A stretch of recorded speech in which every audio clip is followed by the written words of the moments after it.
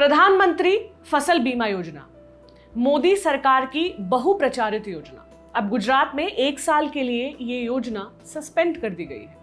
प्रधानमंत्री फसल बीमा योजना में प्रीमियम की मोटी रकम को इसकी वजह बताया गया है। मुख्यमंत्री विजय रूपाणी ने 10 अगस्त को यह ऐलान किया। उन्होंने इसकी जगह मुख्यमंत्री किसान सहाय योजना लागू की। रूपाणी ने कहा कि प्रधानमंत्री फसल बीमा योजना से किसानों को सुरक्षा मिलती है, लेकिन इस साल इंश्योरेंस कंपनियों ने प्रीमियम यानी बीमा कराने की जो फीस है वो काफी ज्यादा रखी है। इससे राज्य के खजाने पर बोझ पड़ेगा।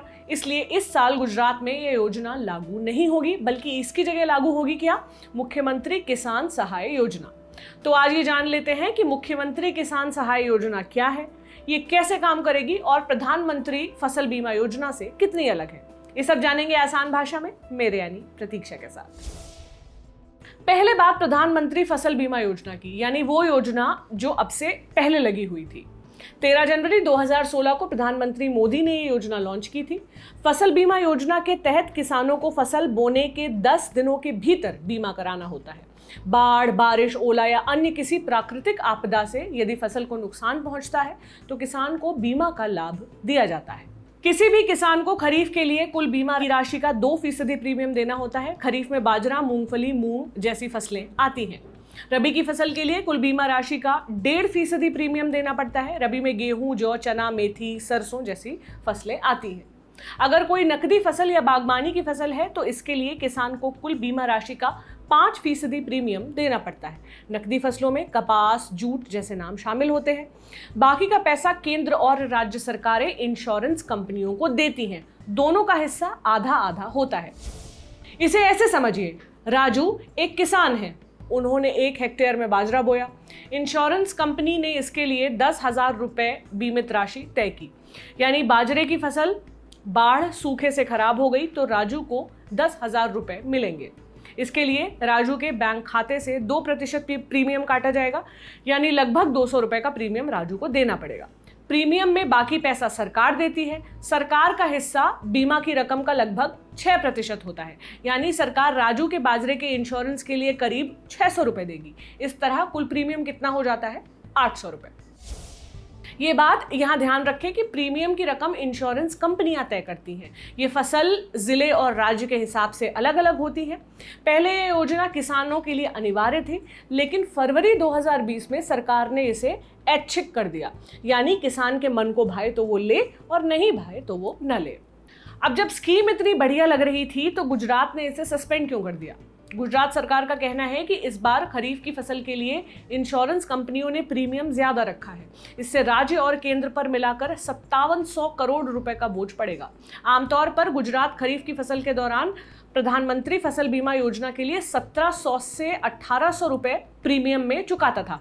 इतना ही पैसा केंद्र भी देता था, लेकिन इस बार यह आंकड़ा 2700 से 2800 करोड़ रुपए के बीच हो गया है। साथ ही सरकार कह रही है कि किसान भी प्रधानमंत्री फसल बीमा योजना से खुश नहीं है। अब जिन किसानों ने प्रधानमंत्री फसल बीमा योजना के लिए प्रीमियम भरा, उनके पैसों का क्या होगा? गुजरात सरकार का कहना है कि वो पैसा किसानों को वापस मिल जाएगा। इंश्योरेंस कंपनियां प्रीमियम की रकम को किसानों के बैंक खातों में जमा करा देंगी। ये तो हुई पुरानी वाली योजना की बात। अब ये मुख्यमंत्री किसान सहाय यानी ये नई वाली योजना क्या है? ये एक अस्थायी योजना है जो केवल 1 साल के लिए ही है। इसके तहत गुजरात सरकार राज्य के सभी 56 लाख किसानों की फसलों को कवर करेगी। वहीं प्रधानमंत्री फसल बीमा योजना में 15 से 16 लाख किसान ही अपनी फसलों का बीमा कराते थे। मुख्यमंत्री किसान सहाय योजना कई मायनों में प्रधानमंत्री फसल बीमा योजना से अलग है। ये अंतर आप अपनी स्क्रीन पर देख सकते हैं। इस टेबल में देखिए, जहां पिछली स्कीम में प्रीमियम भरना था, इसमें नहीं भरना है। मगर पहले कितनी भी जमीन का बीमा करा सकते थे, अब 4 हेक्टेयर तक का ही करा सकते हैं। पहले हर प्राकृतिक आपदा में बीमा के पैसे मिलते थे, अब सूखा, बाढ़ और बारिश पर ही मिलेंगे। पहले कितना भी नुकसान हो पैसा मिलता था, मगर इंश्योरेंस कंपनी के फैसले से, जबकि अब 32% तक कोई मुआवजा नहीं मिलेगा। पूरी जानकारी आप डिटेल में अपनी स्क्रीन पर टेबल पर पढ़ सकते हैं। कैसे लागू होगी मुख्यमंत्री किसान सहाय योजना? इसके लिए एक वेबसाइट बनाई जाएगी।